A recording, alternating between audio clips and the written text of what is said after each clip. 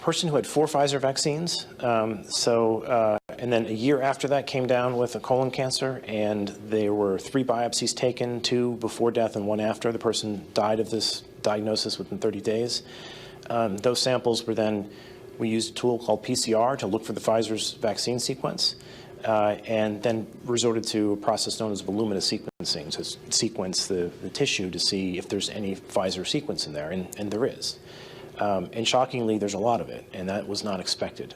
The only way that happens is if it got into the cells and amplified and started replicating. Does it imply that it caused the cancer, or just the fact that it was present in the cancer is concerning because it's in the body? Yes, it's a good question. We can't nail causality from the data we have, but it is certainly a concern when you see a sequence like that.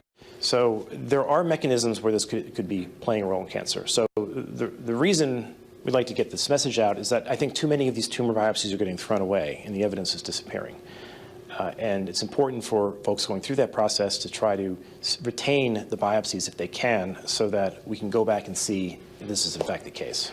And what are you all cumulatively learning or expect to learn in the coming year or two about all of this? Well, we want to understand how long does this stuff last in patients, because this DNA was not consented to, we didn't expect it, so now there's a new question of how long does it last. We've already seen papers come out showing that they can detect nucleic acid in placentas, and there was vaccine nucleic acid in those. So these mothers, unfortunately, I believe, were forced vaccinated for the birthing center. So we don't really know how long it lasts in placenta, and if it's in placenta, it's probably getting into the newborn. So there's an ongoing question in the whole field of where is this vaccine going, how long is it lasting, and what is its contribution to disease? And we have to track the molecules of DNA and RNA to sort that out. Are you surprised if the government isn't doing this kind of tracking? Because it would seem a natural thing that they'd want to have to answer. Well, that would be a normal consideration.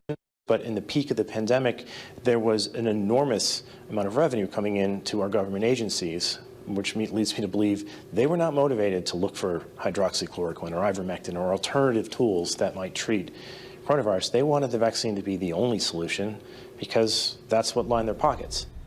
Many establishment scientific authorities acknowledge the DNA discovered in COVID vaccines, but they say the amounts are too low to pose a risk.